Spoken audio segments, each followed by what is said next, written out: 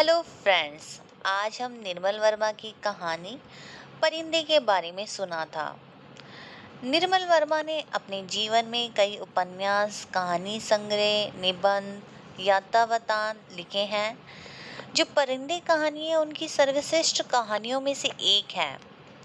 वास्तविकताओं के विपरीत निर्मल वर्मा अपनी कहानियों में व्यक्ति के अंतर्मन की गुत्थियों को रूपायित करते हैं और लतिका के जीवन के बारे में उभारा गया है। इस कहानी में बताया गया है कि एक स्त्री की मनोदशा किस तरह परिवर्तित होती है। चलिए सुनते हैं। अंधेरे कॉरिडोर से चलती हुई लतिका ठिठक गई। दीवार के सारे लैंप की बत्ती बढ़ा दी। सीढ़ियों पर उसकी छाया की एक बेडौल फटी कटी आकृति खिंचने लगी। नंबर 7 नंबर कमरे में लड़कियों की बातचीत और हंसी ठहाकों की आवाज आ रही थी। लतिका ने दरवाजा खटखटाया। शोर बंद हो गया। कौन है? लतिका चुप खड़ी रही। कमरे में कुछ देर खुसर पुसर होती रही, लेकिन दरवाजे की चटकने के खुलने का स्वर आया। लतिका कमरे की देहरी से आगे बढ़ी और लैंप से सबको देखने लगी। सबके चेहरे पर्दे सिनेमा के पर्दे की क्लोजअप के भांति बढ़ने लगे। कमरे में अंधेरा क्यों रखा है? लतिका ने झिड़की के साथ कहा। मैडम, लैंप में तेल खत्म हो गया था।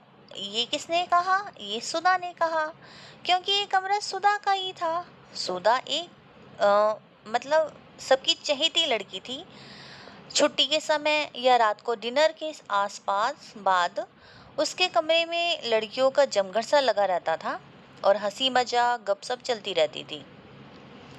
तो तेल के लिए तुमने करमुद्दीन से क्यों नहीं कहा? कितनी बार कहा मैडम, पर उसे तो याद ही नहीं रहता। फिर कमरे में हंसी फुहार एक कोने में फैल गया।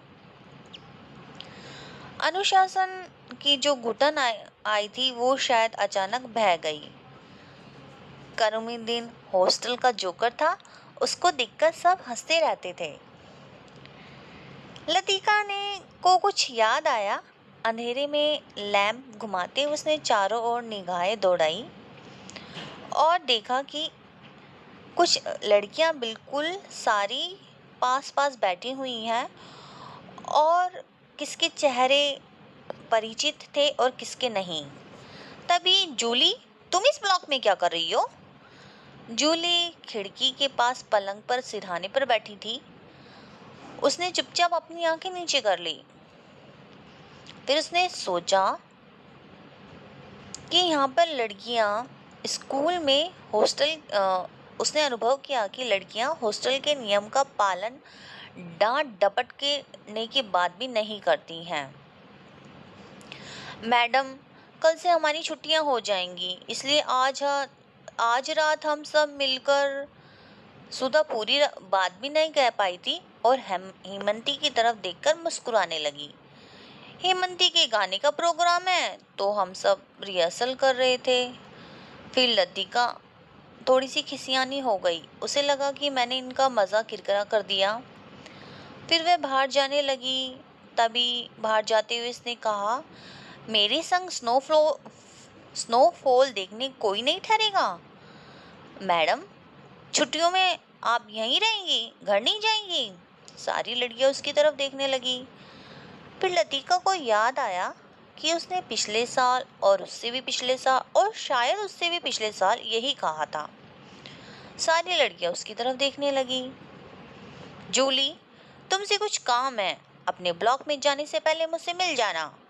Well, good night. Good night ma'am. Corridor से निकलकर लतिका जा ही रही थी। तभी उसे ऐसा लगा जैसे उन्हें चाकू से छीला जा रहा था और पेड़ों के सरसराहट की आवाज आ रही थी। सीढ़ियों पर बातचीत के स्वर सुनकर लतिका सोती हुई सी जाग गई हो। सोल को कंधे पर समेटकर उसने लैंप उठा लिया था। डॉक्टर मुखर्जी और हुबर्ट अपनी धुन को गाते हुए ऊपर आ रहे थे। सीढ़ियों पर भी अंधेरा था। बार बार हुबर्ट को छड़ी से उसको टटोलना पड़ रहा था। लतिका ने 2-4 सीढ़ियां उतरकर लैम्प नीचे झुका दी थी। Good evening doctor. Good evening mister Hubert. Thank you miss Latika. इस तरह उनमें औपचारिक बातचीत हुई। यहाँ अकेले क्या कर रही हो? डॉक्टर ने कहा। लतिका ने कहा कि चेकिंग करके लौट रही हूँ। आज इस समय ऊपर कैसे आने हुआ? मिस्टर हुबर्ट ने कहा। मिस्टर हुबर्ट ने मुस्कुराकर अपनी छड़ी डॉक्टर के कंधों पर छुआ दी। इनसे पूछो, यही मुझे यहाँ लाया है। मिस लतिका, हम आपको निमंत्रण देने आ रहे थे। आज रात मेरे कमरे में एक छोटा सा कंसर्ट होगा जिसमें मिस्टर हुबर्ट सोफा और चवावस्की के कंपोजिशन बजाएंगे। फिर क्रीम कॉफी पी जाएगी।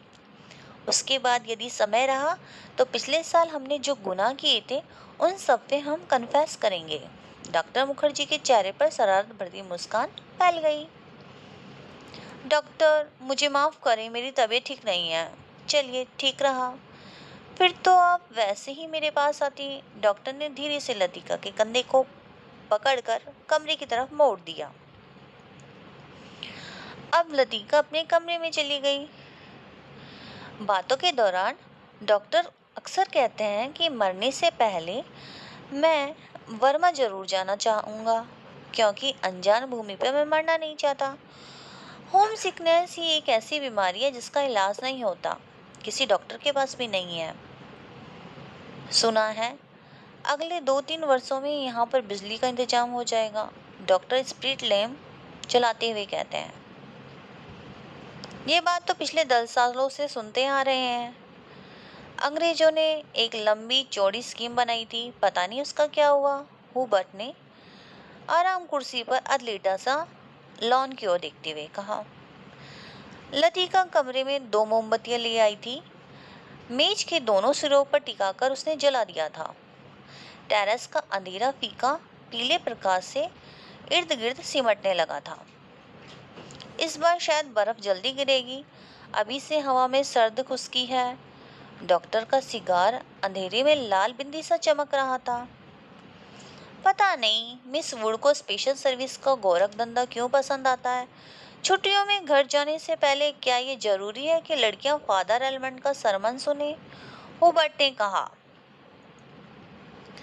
लतिका कुर्सी पर आके झुककर प्याले में कॉफी उंडेलने लगी। हर साल स्कूल बंद होने पर यही 2 प्रोग्राम होते हैं, चैपल में स्पेशल सर्विस और उसके बाद दिन में पिकनिक।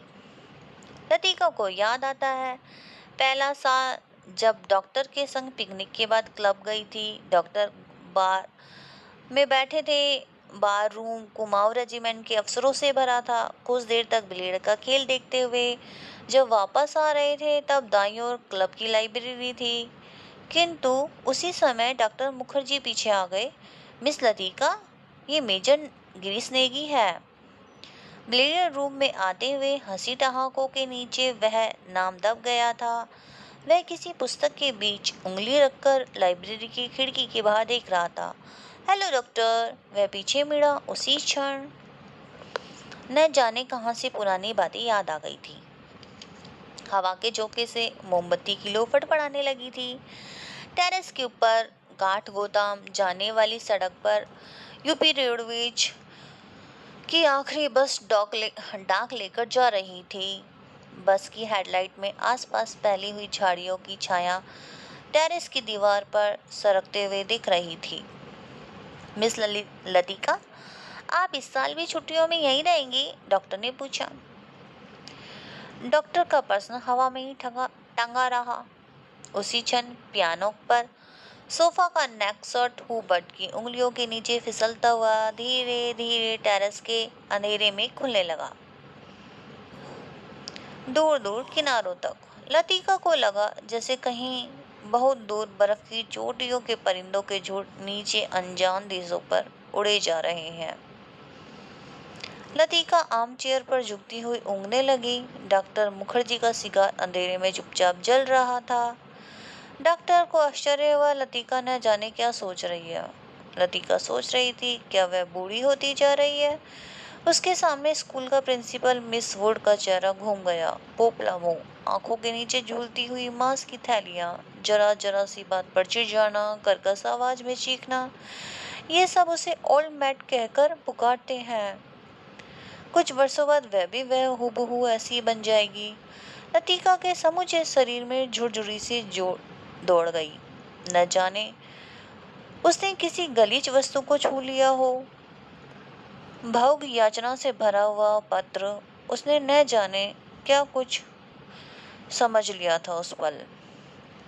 वो बात ही क्यों वह किसी को चाह सकेगी उसी अनुभूति के संग, या जो छाया उस पर मंडराती रहती है वह स्वयं मिटती है, न उसे मुक्ति दे पाती है।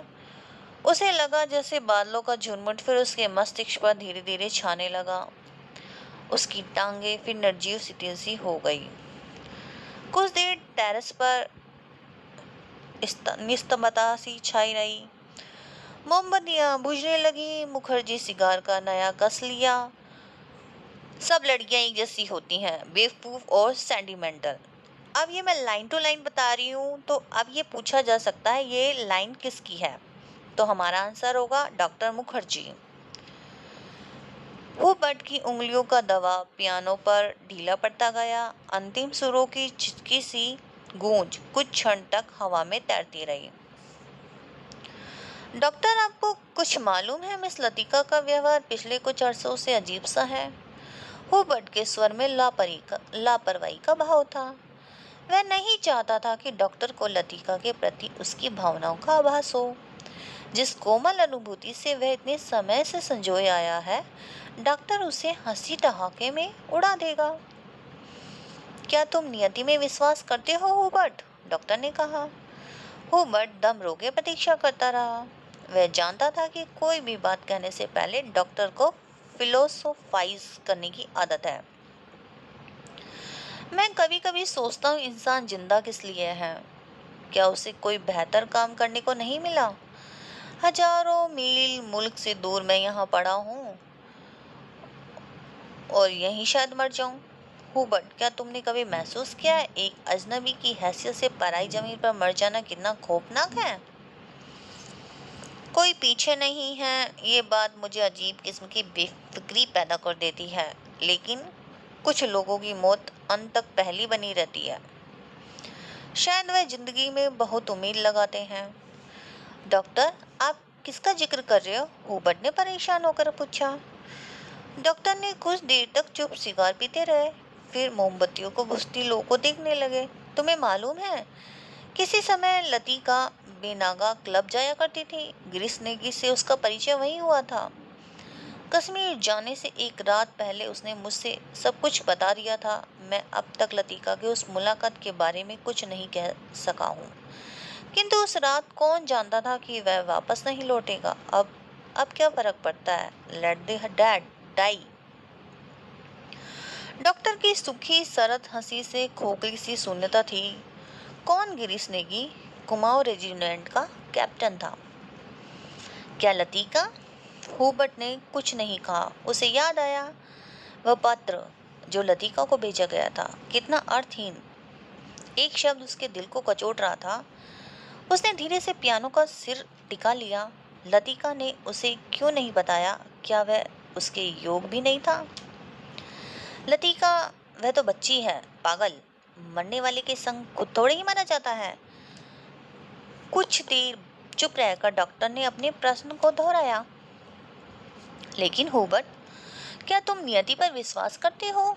हवा के हल्के झोंके से मोमबत्तियां एक बार फिर प्रज्वलित हो उठी। टेरेस पर हुबर्ट और डॉक्टर अंधेरे में एक दूसरे को देख रहे थे। कॉन्वेंट स्कूल में कुछ पीछे मिडोज में बहते पानी में आवाज आ रही थी। अच्छा, चलता हूँ doctor, good night. Good night Hubert, माफ करना, मैं सिगार खत्म करके आऊँगा। अब अगली कहानी सुनेंगे अगली वीडियो में। Thank you so much for watching this video. I hope you like it. Please like, share and subscribe to my channel. Bye bye.